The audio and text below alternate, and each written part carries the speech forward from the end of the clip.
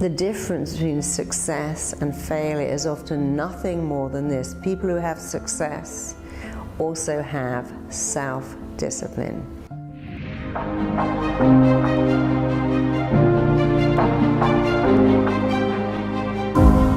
I'm Marisa Peer, and today I'm going to show you how to adopt the habits of self-discipline. And when you adopt them and make them your own, success will follow.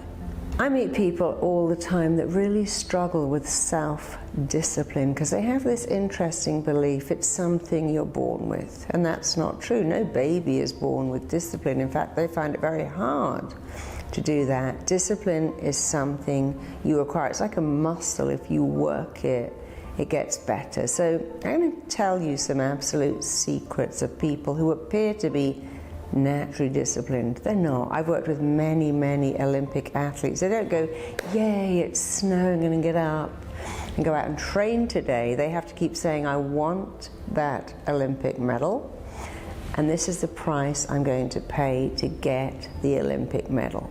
So before you begin to adopt self-discipline, take a minute and think, what do I want? What do I really want? And then answer another question, what price would I pay to get what I want? Do you want a great relationship? Well, you have to go out. You can't sit at home. You've got to go out and interact with people. You want a great job? You've got to go for some interviews. But there are some actually keys that very disciplined people have, and here is the most important one, and this would change your life if you do it. And I had to make myself do this. It was not natural at all. You must do what you don't want to do first. People who are hugely successful do this. They do the thing they hate first of all. I worked with somebody who was morbidly obese, and I said, you know, you have to work out. When I hate working out, you know, I'm heavy, it's really uncomfortable. I said, no, not only have you got to do it, you got to do it first. And I had to do that too. You see, if you don't like going to the gym and you go, I'll go later, then something happens, the phone rings, you eat something, you think, oh, it's too late now. When you go first, you think later, oh, I've been, I went to the gym first. I feel like a winner. You got to make a very difficult call. You've got to ring someone who owes you money, or confront someone that you don't want to confront, and you wait. And all day it's hanging over your head, making you feel so bad. But when you do it first, you feel like a winner. Because people who have discipline do this. They do the thing they do not want to do first. And I want you to start saying that. I was giving a speech recently, and the guy who came on after me said, you know, I kept hearing a voice in my head going, Marisa said, do what you don't want to do first. He said, that has changed my entire business life. And all my staff remember that too. What do we not want to do? What's the worst job? Let's do that first and get it out of the way. So that is secret one to having incredible self-discipline. Tell yourself, make yourself do what you don't want to do first. And of course, in the beginning, this will be what you do, but you know what will happen? It starts to become who you are. It becomes easy. It becomes seamless. It's a bit like putting lenses in your eye. It feels seriously odd to suddenly jam your finger in your eye. But if you do it every day, it becomes easy. Because that's how habits are formed. You make a habit, and then your habits make you. So make your habits amazing. So you've got habit one. Here is habit two. Take action every single day in the direction of your goals. And that doesn't mean work for 10 hours a day, but even on a Saturday or a Sunday, if you're building your business, spend 5 minutes answering one email, making one call, because that's what winners do. They don't have a day off when they are on their way to success. They take action every single day in the direction of their goals. And here's point 3, and it possibly is the most important point of all. Delay gratification. Delay the reward. You see, years ago we went to work and our boss would go, hey, good job, you did really well today. But now a lot of us don't have a boss. We work for ourselves. We work from home. You may be a coach or a marketer. You don't have a boss praising you. Without praise, your praise muscle never really grows. What happens when you work for yourself is halfway through you stop and you do something. And what you have to do in the morning is go, right, I love my cappuccino, but I'm going to do something first. Make 6 calls, send out an email, then the cappuccino is my reward. And in the evening, you've got to think of your dinner and your TV as a reward. I'm going to reward myself. And you see, if you see it as a reward, it makes you work better. It's a big problem that we take the reward first. I'm going to eat that, have a nice dinner, and I'll do all the other stuff later. And you know what happens? Later never comes. So you have to now do what we naturally do as parents. We say when you finish your homework, you can go out to play. At school, you have work, and then playtime. A parent will say, tidy up your room, and then you might have ice cream. So we are naturally wired to take the reward after the work.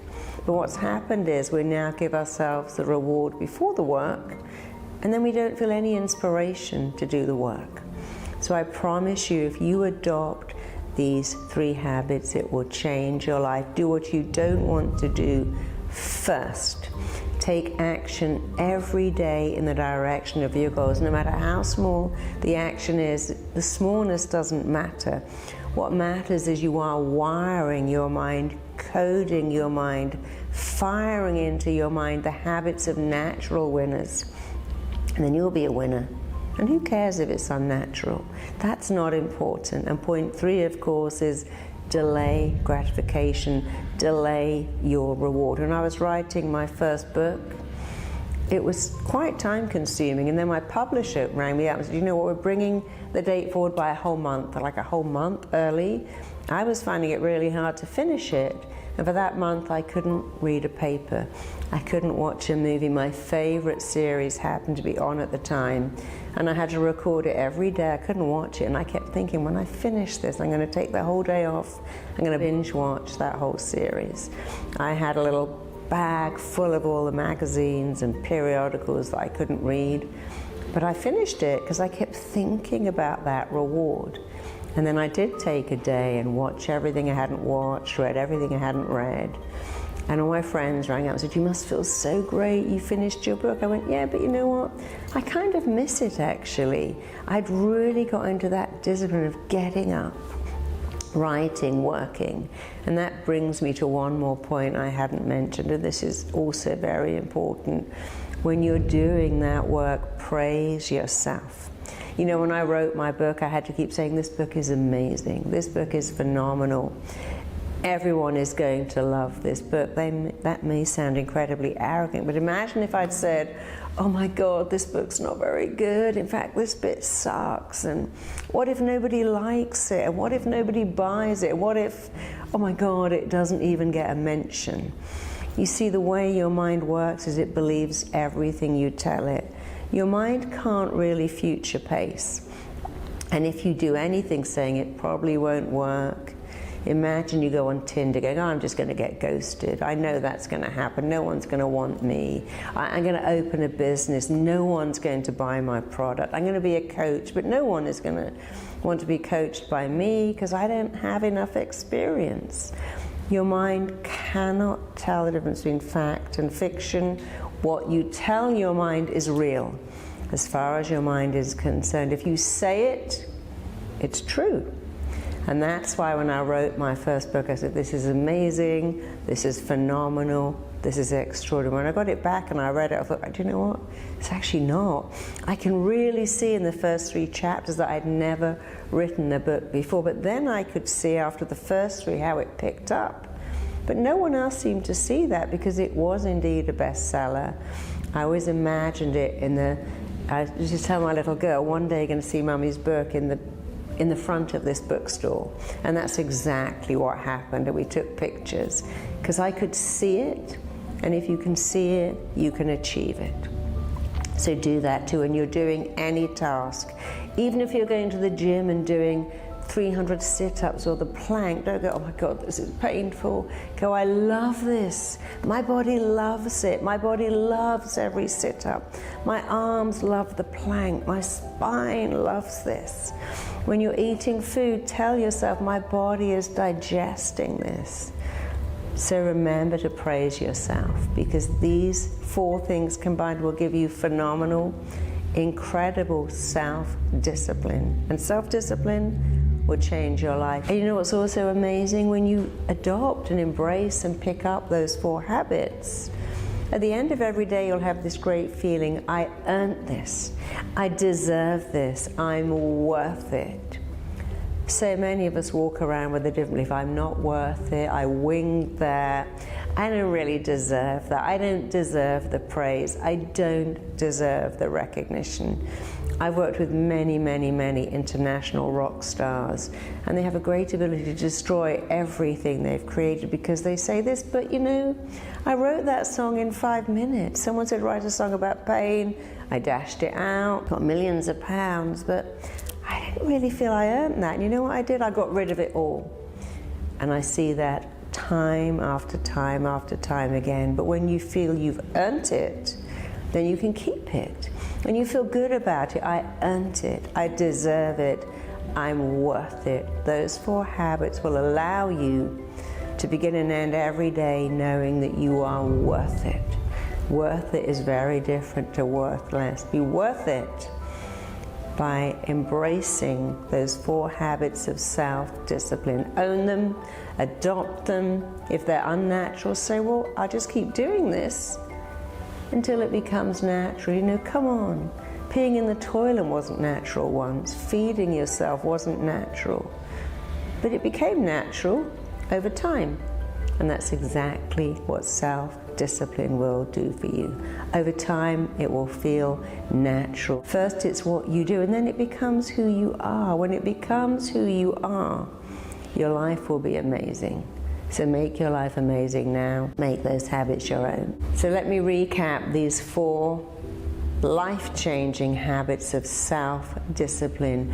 Do what you don't want to do, what you dislike, and do it first. Take action every single day on your way to success in the direction of your goals. Delay gratification. Reward yourself after the event, after the task, and never before. And massively praise yourself, big up yourself, build your praise muscle. Praise yourself the way you want someone else to praise you. And I'd love you to comment. If you already do any of those things, comment now on which ones you do, or comment on which ones are going to most excite you or even challenge you. Comment on how you feel about that, which one is going to excite you the most.